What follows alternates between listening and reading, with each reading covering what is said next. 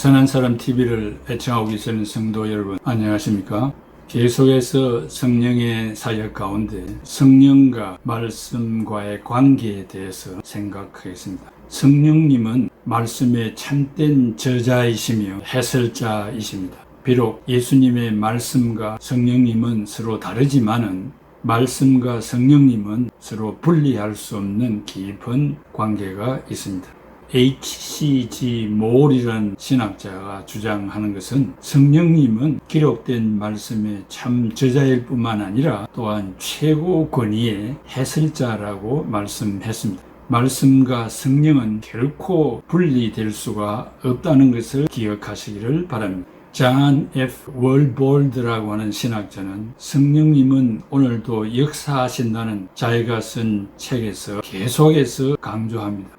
성령님은 구약 성경의 저자로 입증하셨고 또 성경은 성령의 감동으로 쓰여진 내적이며 외적인 증거들을 가지고 있다고 말씀했습니다. 그 중에 구약도 성령의 역사로 기록된 것을 사무엘하 23장 2절에 여호와의 영이 나를 통하여 말씀하시며 그의 말씀이 내 혀에 있도다. 내 혀는 텅, 언어를 가르쳐서 말합니다. B.B. 워필드는 교회는 처음부터 성경을 하나님의 말씀이라고 주장해 왔다. 사람들이 말씀을 기록하였지만은 성령님의 영감으로 기록되었기 때문에 하나님의 말씀이 되었다고 주장하고 있습니다. 린 파게는 축자 영감설, 완전 영감설, 이러한 영감설은 원본을 쓸 때 하나님께서 저자들에게 말씀하시고자 하신 정확한 메시지를 실수 없이 쓰도록 인도를 받았다고 말을 했습니다.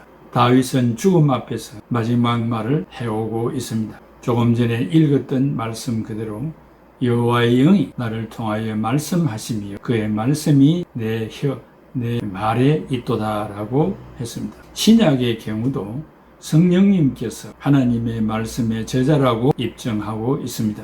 요한복음 3장 34절에 하나님이 보내신 이는 하나님의 말씀을 하나니 이는 하나님이 성령을 한량없이 주심이니라 라고 말씀했습니다. 9절에서 볼 수 있는 것은 성령을 한량없이 받으신 예수님은 하나님의 말씀을 하신다는 것입니다. 다시 말해 성령님은 예수님으로 하여금 하나님의 말씀을 하게 하신다는 것입니다.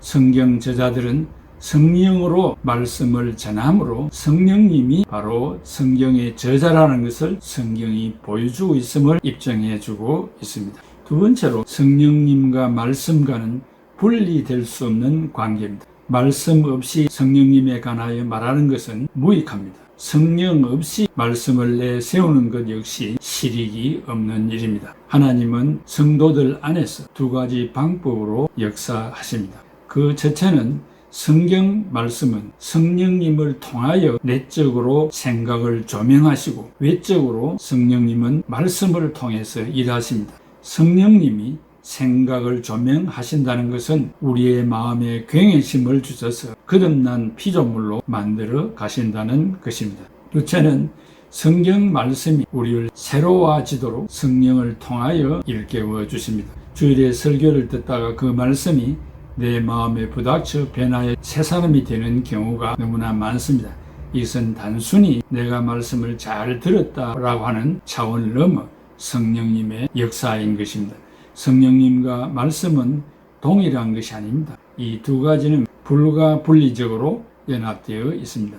존 칼빈은 성령님과 말씀 사이에 긴장이 없는 것은 성자와 성령님 두 분은 한 분 하나님으로부터 나왔기 때문이라고 했습니다. 그리고 하나님은 성자와 성령 두 분을 통하여 자기 백성을 다스린다고 했습니다. 그리고 성경과 말씀이 교회를 지배할 때 성장하고 발전하게 된다고 했습니다. 셋째는 성경 말씀은 성령의 감동으로 기록되었습니다. 베드로후서 1장 21절에 예언은 언제든지 사람의 뜻으로 낸 것이 아니요 오직 성령의 감동하심을 받은 사람들이 하나님께 받아 말한 것이라. 이사야 34장 16절에 너희는 여호와의 책에서 찾아 읽어보라. 이것들 가운데서 빠진 것이 하나도 없고 제짝이 없는 것이 없으리니 이는 여호와의 입이 이를 명령하셨고 그의 영이 성령이 이것들을 모으셨습니다 라고 했으며, 디모데후서 3장 16절에도 모든 성경은 하나님의 감동으로 된 것으로 교훈과 책망과 바르게 함과 의로 교육하기에 유익하다고 했습니다. 이렇게 성령님은 성도들의 마음에 영원토록 내주하고 계십니다. 요한복음 14장 16절 가르치시고 생각나게 하십니다. 요한복음 14장 26절 증거하십니다. 요한복음 15장 26절 죄에 대하여 의에 대하여 심판에 대하여 세상을 책망하십니다. 요한복음 16장 8절 크게 세 번째로 누가 성령을 받을 수 있는가? 성령을 받는 방법은 인간의 행위나 공로에 의한 것이 아니며 과거사가 어떠하든지 전혀 문제가 되지 않습니다. 전적으로 하나님의 사랑과 은혜가 불가항력적으로 거저 주시는 은혜의 선물이기 때문입니다. 구약의 사사시대의 사사들과 레위지파에 속하지 않은 예언자들이 성령의 불가항력적인 능력으로 변화를 받아서 하나님의 사역에 동참하게 되었습니다. 성령 운동의 클라이맥스는 교회의 출발인 성령 강림절입니다. 순수한 유대인 외에는 구원을 받을 수가 없었는데 유대인이 아닌 이방인들이 성령의 충만을 받아 구원을 받았습니다. 구원은 유대인에게만 있었는데 오순절 이후에 성령의 은혜로 차별이 없어졌고 구별 없이 변화를 받아 구원을 받게 되었습니다. 기독교를 목숨 걸고 박해하던 신약의 사울 역시 성령의 역사 앞에 굴복했습니다. 이 강론을 말씀하고 있는 저 자신도 구원을 받을 만한 아무 자격이 없습니다. 허물과 죄만 있는 자인데 성령의 은혜로 구원을 받게 된 것입니다. 교회의 태동은 위에서 임한 성령의 역사로 시작이 되었습니다. 성령이 임하는 곳에는 나라와 민족이 구별 없이 차별 없이 굴복하였고 심지어 사탄까지도 굴복했습니다. 한국의 기독교 역사를 봐도 1903년 원산에서 시작된 성령운동이 한국 교회의 발전에 기초가 되었고 불교, 유교, 천도교 없이 각종 미신 종파가 다 정복당하게 되었습니다. 이와 같이 성령운동은 위에서 내려오는 하향적이며 수직적인 운동입니다. 성령운동은 불가항력적으로 위에서 내려오는 운동입니다. 성령의 역사는 내가 원하지 않아도 올 수 있습니다. 심령의 변화는 성령의 운동으로 가능합니다. 인간의 속 사람을 새롭게 하는 것은 성령을 통한 하나님의 역사로 가능합니다. 이것을 구원 운동이라 말할 수 있습니다. 구원의 역사와 심령의 변화는 오직 하나님의 은혜로만 가능합니다. 다시 말하면 예수 그리스도를 믿기 전에는 서쪽을 향하여 우상을 숭배하면서 살았는데 이제는 동쪽으로 방향 전환을 해서 오직 살아계신 하나님을 선앙하며 살게 하시는 이는 성령의 역사로만 가능하다는 것입니다. 이렇게 성령의 역사가 중요한 것입니다. 죄인이 하나님께로 돌아서는 것은 성령의 운동으로만 할 수 있습니다. 즉 하나님과 인간과의 관계에서 막혔던 죄의 담을 흐는 것도 성령 운동으로 가능합니다. 하나님을 불신하고 우상을 섬겼던 관계를 화해시키는 일 역시 오직 성령의 운동으로 가능합니다. 바울의 신뢰를 보면 이것은 오늘을 사는 우리의 직접적인 문제와 관계가 있습니다. 바울이 다메섹 도상에서 부활의 주님을 두 눈으로 똑똑히 목격했고 거꾸로 3일간 식음을 전폐하여 식물인간이 되었습니다. 사도행전 9장 19절에 사흘 동안 보지 못하고 먹지도 마시지도 아니하니라 라고 했습니다. 바울은 일순간에 변하여 새 사람이 된 것은 확실합니다. 거짓 스승의 가르침을 받고 율법의 지배를 받으며 살던 그가 성령을 받고 삶의 방향 전환을 한 것은 부인할 수 없는 일입니다. 이것을 회개, 즉 영어로 repentance, 회개라고 하는데 이 방향 전환이 바로 성령의 뜨거운 역사로 이루어진 것입니다. 성령의 역사는 타락한 심령을 회복시켜서 삶의 목적을 바로 세워주고 영적인 눈을 열어줍니다.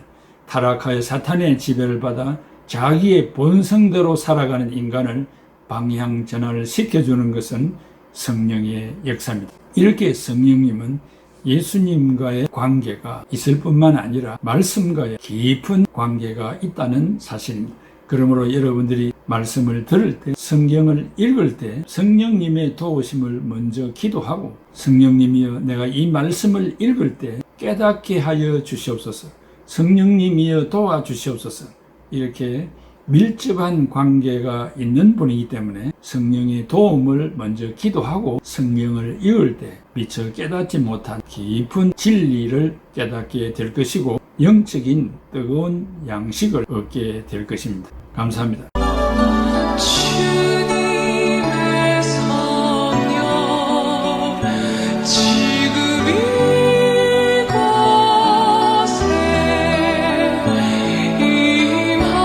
임하소서.